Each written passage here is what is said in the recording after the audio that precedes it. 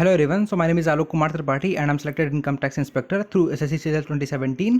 तो जो हमने एक सीरीज शुरू करी है जॉब प्रोफाइल के बारे में, तो उसमें हमने ऑलरेडी IB के जो ASO होता है और जो इनकम टैक्स इंस्पेक्टर होता है उसकी जो प्रोफाइल को कवर किया है। अगर आपने वो नहीं देखा तब जाके उसको देखिए, प्लेलिस्ट में पड़ी होंगी वो वीडियोज़। और एक जो और डिमांड आई थी वो आई थी सब इंस्पेक्टर इन CBI की। तो इस जॉब प्रोफाइल की अगर हम बात करते हैं तो आपको पता है जो एग्ज़ाम होता है वो होता है SSC का CGL ग्रेड पे। पहले इसकी 42 हुआ करती थी क्योंकि सब इंस्पेक्टर था, बट थ्रू सम अमेंडमेंट्स इसी ग्रेड पे वो कर दिया गया है 46 ग्रेड पे। और इसकी जो इन हैंड सैलरी है वो लगभग इस टाइम पे 70,000 से ज़्यादा आती है। रीज़न है कि इन्हें लगभग 9 से 10,000 रुपये एक्स्ट्रा मिलती है पर मंथ, वो स्पेशल इनका सिक्योरिटी अलाउंस होता है। और उसके साथ साथ में इन्हें 12 महीनों की बजाय 13 महीने की सैलरी मिलती है। तो ये एक इसका स्पेशल पर्क है, फिर आप बेनिफिट इस पोस्ट का कह सकते हो कि 13 महीनों की सैलरी प्लस हर महीने थोड़ी सी ज़्यादा सैलरी इनको मिल जाती है। अब बात करते हैं कि जब आपका सिलेक्शन इसमें हो जाता है तो क्या प्रोसीजर होते हैं। तो ट्रेनिंग आपकी होती है 1 साल से थोड़ी ज़्यादा की। पोस्टिंग ऑल इंडिया लेवल पे होती है, कहीं भी हो सकती है, बट अच्छी बात है कि मोस्ट ऑफ द जो पोस्ट होती हैं इसकी वो दिल्ली हेडक्वार्टर में भी होती हैं। इसके अलावा जो स्टेट कैपिटल्स हैं वहाँ भी उसकी पोस्टिंग होती है। तो अगर आप यूपी से हो, MP से हो, राजस्थान से हो, तो आपको आपके होम स्टेट में जो ऑफिसेस होंगे वहाँ आपको पोस्टिंग मिल जाती है। प्रॉबेबली जो स्टेट्स वाले ऑफिस होते हैं वो थोड़े से छोटे होते हैं in comparison to the headquarters. ठीक है, फिर बात करते हैं होम पोस्टिंग। हाँ बिल्कुल पॉसिबल है, लेकिन उससे पहले जो लोग मेडिकल्स वगैरह की बात करते हैं तो CBI को समझ करके आप इसको आर्मी जैसा मत मानिएगा। इसमें देखिए मैंने यहाँ पे कवर तो नहीं किया एग्जैक्टली, मैं आपको बता देता हूँ कि हाइट जो है 165 सेंटीमीटर मांगी जाती है जनरल कैंडिडेट्स के लिए। और अगर हम बात करते हैं आई साइट, सबसे ज़्यादा दिक्कत आप लोगों को आई साइट की होती है। तो आपका चश्मा अगर आपको लगा है तो चश्मा आपकी कितनी पावर का भी हो, चाहे प्लस का हो चाहे माइनस का हो, उसको लगाने के बाद भी अगर आपके एक आँख का विजन 6/6 है और दूसरे का 6/9 है, अब आपने चश्मा लगा लिया, उसके बाद आपकी आंखों का विजन इतना होना चाहिए, आप आराम से एलिजिबल रहोगे। बाकी नौकरी वगैरह का कुछ मेंशन नहीं है, आप चाहो तो SSC की नोटिफिकेशन डाउनलोड करके उसको आराम से देख सकते हो। तो मेडिकल कोई बहुत ज़्यादा हार्ड इसका नहीं होता है। ठीक है, फिर आगे चलते हैं, थोड़ा सा प्रमोशनल एस्पेक्ट्स की बात करते हैं। तो प्रमोशन अगर नॉर्मली हम बात करते हैं तो लगभग 6 सालों में आप सब इंस्पेक्टर से इंस्पेक्टर बन जाते हो और इसका इंस्पेक्टर 48 ग्रेड पे का होता है। ठीक है, फिर उसके बाद 8 से 10 साल बाद आप DSP बनते हो, फिर उसके 10 से 12 साल बाद आप ASP बनते हो। इंस्पेक्टर के बाद आप बनोगे डेप्यूटी SP, फिर आप उसके बाद बनोगे ASP, फिर उसके बाद आप बनोगे SP, फिर उसके बाद आप बनोगे SSP। तो यहाँ पे एक क्वेश्चन ये उठता है कि क्या हम जैसे SP बनेंगे तो क्या हम IPS कहलाएंगे? बिल्कुल नहीं, आप IPS नहीं बनोगे। आप सुपरिटेंडेंट रहोगे, बट आपको IPS कैडर नहीं मिलने वाला है, आप उनके साथ मर्ज नहीं होगे। ठीक है, क्योंकि IPS को बाहर भी पोस्टिंग मिलती है और आपको CBI के अलावा रेगुलर पुलिस में पोस्टिंग नहीं मिलेंगी नॉर्मली। तो इट मीन्स कि आपको IPS कैडर उसमें नहीं मिलता है। बट इसमें एक सबसे अच्छी बात ये होती है कि एक एग्ज़ाम होता है, वो एग्ज़ाम थोड़ा सा टफ होता है, उसका सिलेबस आपको देखना पड़ेगा। आप चाहोगे तो नेट पे आप सर्च करेंगे, उसके बाद आपको मिल जाएगा। उस एग्ज़ाम को अगर आप क्वालिफाई करते हो तो लगभग आप 5 से 6 साल बाद सीधे आप उस एग्ज़ाम को क्वालिफाई करते ही डेप्यूटी SP बन जाओगे। इंस्पेक्टर आपको बनना ही नहीं है, सीधा आप सब इंस्पेक्टर से डेप्यूटी SP बन सकते हो सिर्फ एक एग्ज़ाम को क्वालिफाई करके।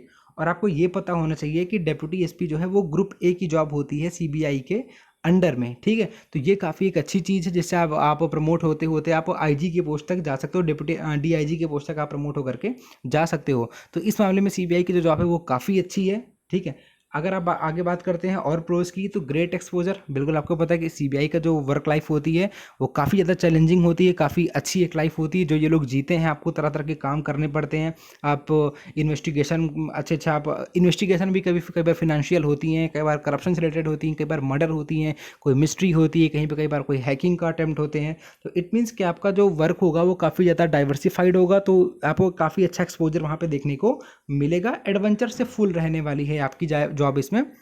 ठीक है, उसमें तो किसी तरह कोई समझौता नहीं है। फिर आगे हम बात करते हैं वर्क प्रोफाइल की। तो थोड़ा सा आपको कई बार क्लरिकल काम भी करना पड़ेगा। अगर आप ऑफिस में पोस्टेड हो हेडक्वार्टर्स में तो कई बार आपको सिर्फ क्लरिकल काम ही करना पड़ेगा कंप्यूटर्स पे बैठ करके, और ग्राउंड पे भी आपको काम करने का मौका मिलेगा। अब बात करते हैं थोड़ा बहुत कॉन्स की, कि कॉन्स क्या है, दिक्कतें क्या हैं, क्यों लोग इसे उतना ज़्यादा प्रेफर नहीं करते हैं जितना इनकम टैक्स को करते हैं। ठीक है, तो सबसे बड़ी दिक्कत है गुड फैमिली लाइफ आपकी नहीं रहेगी। फैमिली, आपको पता है कि ट्रैवलिंग काफ़ी ज़्यादा होती है, वर्कलोड काफ़ी ज़्यादा होता है, आपको कोर्ट्स पे जाना पड़ता है, आपको साइट्स पे जाना पड़ता है, इंटर स्टेट ट्रैवलिंग होती है। तो उसकी वजह से आपकी फैमिली लाइफ काफ़ी ज़्यादा सफ़र करती है वो, और आपके एंटायर करियर में रहती है।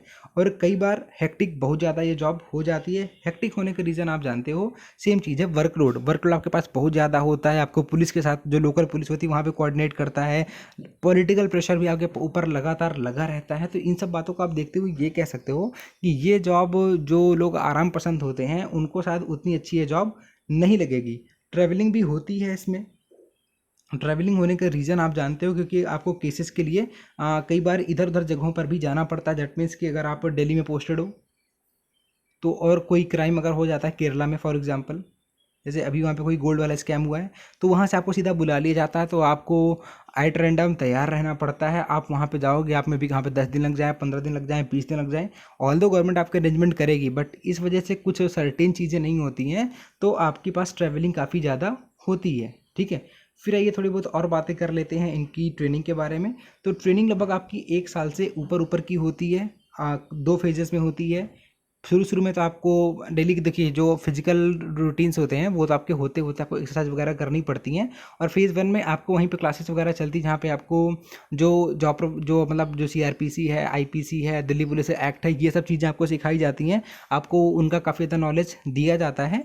और उसके बाद कुछ दिन का आपका गैप होता है, और फिर उसके बाद आपकी पोस्टिंग आपको अटैच कर दिया जाता है किसी लोकल पुलिस स्टेशन से। तो वहाँ जब आप जाते हो तो आपको पुलिस के मतलब ऑब्वियस सी बात है कि पुलिस वाले सीबीआई की काफ़ी ज़्यादा इज्जत करते हैं। तो वहाँ पे आपको काफ़ी रिस्पेक्ट मिलती है, और आप फिर वहाँ पे कुछ दिन ट्रेनिंग करके वापस आ जाते हो, तब आपको ज्वाइनिंग करवाई जाती है। तो थोड़ा बहुत आपके पास एक्सपीरियंस रहता है।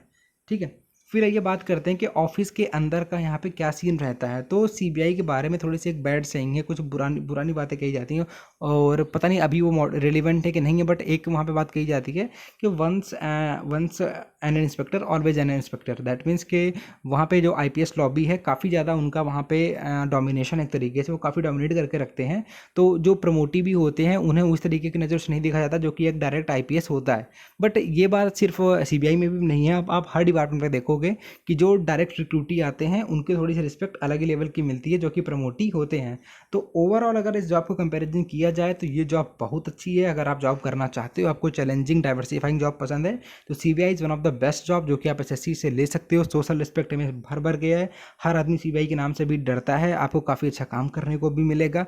थोड़ी बहुत दिक्कतें यही आएंगे, वो फैमिली लाइफ सफ़र करेगी, वो आपको ऑब्वियस ही है। कुछ पाने के लिए तो कुछ तो खोना ही पड़ता है। ठीक है, तो आई होप कि जो मेन चीज़ें हैं वो हमने इस वीडियो में कवर कर ली हैं। अगर फिर भी अगर आपके पास कोई डाउट बचा हुआ है, आप चाहते हो कि वो क्वेरी आपकी सॉल्व नहीं हुई है, तो आप कमेंट करिएगा। मैं ट्राई करता हूँ कि आपके जो एक एक कमेंट का आंसर मैं दे पाऊँ, और मैं देने की कोशिश भी करता हूँ। ठीक है, तो इसी तरीके से बस आप अपना प्यार सपोर्ट बनाए रखिएगा, और आपको लगभग हर पोस्ट की जितनी भी पोस्टें हैं उनके यहाँ पे जॉब रिव्यूज़ मिलेंगे।